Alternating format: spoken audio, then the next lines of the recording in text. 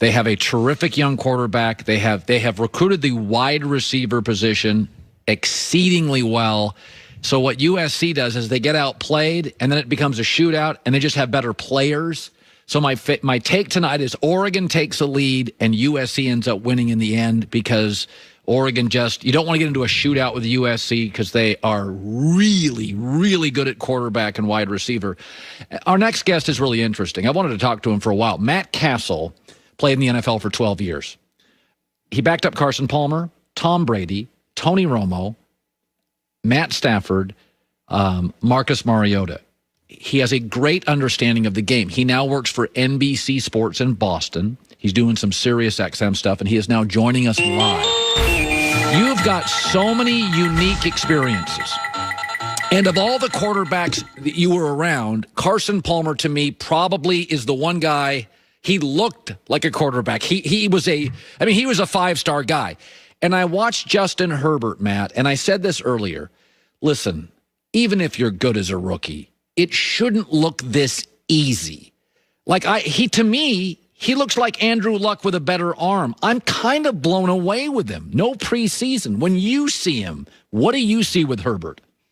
Right, I'm fascinated about this young man, and he's got an incredible arm. He's got all the intangibles and the tangibles. I mean, it explodes off his hand. But not only that, I mean, what's most impressive about this guy, and it started early, is when they said that he was going to start. You know, Tyrod Taylor gets the unfortunate injury to his lung, and they come up to him right before the game and say, "Hey, young man, you're going to go out and play today," right? And he probably wasn't getting a lot of valuable reps at that point. And also, by the way, you're playing the Kansas City Chiefs, who are the reigning Super Bowl champions. Right. Go out there and give it a whirl. And he went and took that team up and down the field. He performed really well. They had to go to overtime for the Kansas City Chiefs to eventually beat him. But from that point on, the composure, the maturity that he's shown, the ability to go through his progression, the vision that he has, the toughness, and his ability to run the football too. A lot of people don't talk about that because he's such a good pocket passer, but he can make plays with his legs. So he's been outstanding all year, and it's hard to imagine that this kid can continue to get better, but he just continues to get better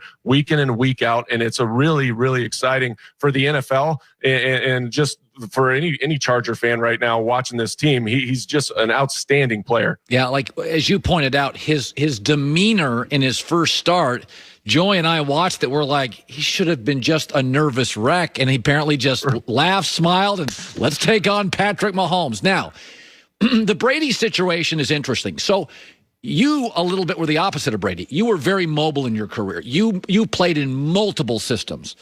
But we asked Tom Brady, who played in one, to go new city, no preseason, new players, new system, new coaches. I mean, it's hard, Matt, when you get a new coordinator. Everything for Tom is new. Has he over-delivered to you? Tell me the experience when you get into a team and how difficult it can be. Oh, it's very difficult, especially when you go to a new team, new city. Not only that, you just have to get comfortable with your personnel, the people that you're around, and normally you can start to establish that during off season. You know, in any normal off season, when you have OTAs, you have mini camps, you're around the guys. But this season, obviously, with COVID and everything else going on, he didn't have that opportunity. So, of course, you're doing Zoom meetings, and I'm sure that there was a lot of great discussions that took place. But until you actually get out on the field and start seeing how some of these routes develop, you know, what's being asked of you, how they like to call plays. They didn't have preseason either, so you don't get into a rhythm with your play caller. So really, you start at square one when you get to week one of the football season. So you're kind of learning on the fly. You're learning on the go. You're starting to understand how he likes to call a game. Your coordinator with Brian Leftwich and Bruce Arians. So it's going to take time to adjust to that. And I think he's done a remarkable job. Honestly, they've lost 5 games, 2 of them to New Orleans. They've lost to Rams, who's a very good team. I mean, these are good football teams with good defenses, and you're going to have to play your best football to beat teams like that. And so he's had his struggles at times with the deep ball, but he's been deadly accurate in anything 20 yards or under. He's been taking care of the football for most part of the season. He's limited the number of sacks. He knows when to get rid of the ball. I mean, so it's a process, and everybody has a microscope on Brady, deservedly so, because this is his first team that he's been, first year out of the New England system in the last 20 years with all these weapons, and everybody's expectation is just, hey, there is going to be no issues. There's going to be no problems. But the fact of the matter is there is continued growth every single time he steps on that field. You know, it's interesting. We were talking about this. In the NBA, there's an understanding. There's an alpha, there's a dog, there's a star. You let him be a star, and you find complementary pieces that can play with a Shaq or a LeBron. That's understood. In the NFL, nobody's going to give Carson Wentz, the expensive star quarterback, a break, even though Nick Foles, Jalen Hurts, second round, he's asked every week, and we're like, hey, just deal with it. And I do think it's tough to get benched. And to get a quarterback. You're not an old guy. You're a young guy. You're the future, and they draft the quarterback in the second round. And I don't think he needs to be babysat, right? But I do think Philadelphia is a harsh town. The criticism's intense. I think a lot of this stuff. I mean, you were a backup to a lot of quarterbacks. Do you have to be careful about sometimes making sure the starter knows he's a starter, and there are some sensitive kind of moments in that relationship? I mean, there is. You have to give confidence to your starter. At the same time, at the end of the day, for Wentz in particular, his performance was the issue, and they had to do something at that position. I mean, he was leading the league in interceptions. He also had multiple fumbles, and so he was hurting his team, and they gave him every opportunity to give him confidence, and Doug Peterson was behind him the entire time, saying he's our starter, he's our guy, we're going to get better.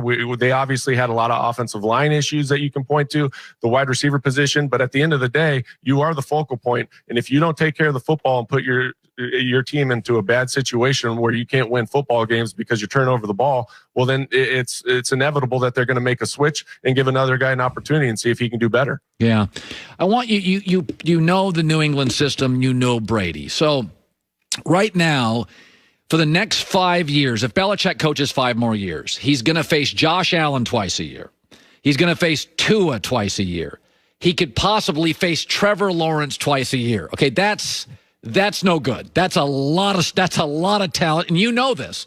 One of the advantages for Brady over the years is he faced a lot of quarterbacks that didn't last, and then you got the best coach, you got that. So I look at New England, and I'm like, Belichick's got a plan for everything. Into his brain, do you think he goes and gets a Stafford or a Garoppolo as he's older maybe? Or do you think he wants the juice and to be re-energized with a college kid?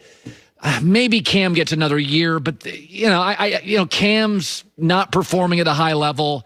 Where do you think Belichick goes, Matt, this point forward, next 5 years?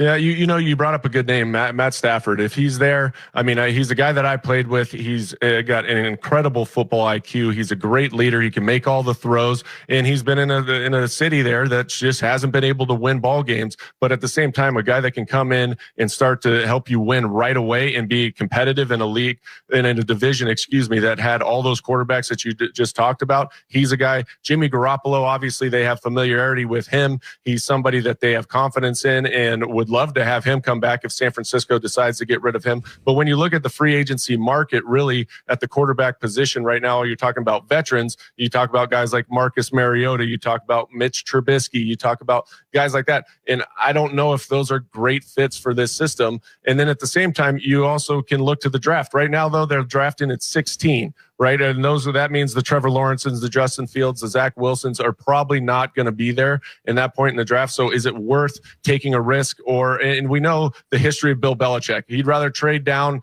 get more draft capital than trade up and try to go after a guy that you don't know and maybe is a question mark for you at the quarterback position. But the quarterback position is going to be pivotal for this team moving forward to be successful. They got to get back on track. And look, when you talked about Cam Newton, this whole season's not all on Cam Newton. When you're evaluating the lack of weapons on the outside, Damiere Byrd, Jacoby Myers are playing, but Julian Edelman's been out. Their tight ends, they haven't had much production. They've only had 14 catches amongst their tight ends, zero TD receptions. Their offensive lines are strength. Their run games are strength. Cam's definitely stepped up in the run game. But overall, it's not the offense that we're used to seeing with Brady. They're not able to spread it out, get into different personnel groups. They're really primarily in 21 personnel, which is 2-back formation, 2 wide receiver. Yeah. It's very simplistic. So hopefully moving forward, though, they've got a lot of different concerns other than just the quarterback position. Yep, you did play with Matty Stafford. Matt Cassel, great having you on. Sirius XM, NBC Sports Boston. Love to have you on again, bud. Thanks. Absolutely. Thank you for having me. You bet. He's a Manhattan Beach guy, too. Yeah. A lot of people leaving California. Joy with the news.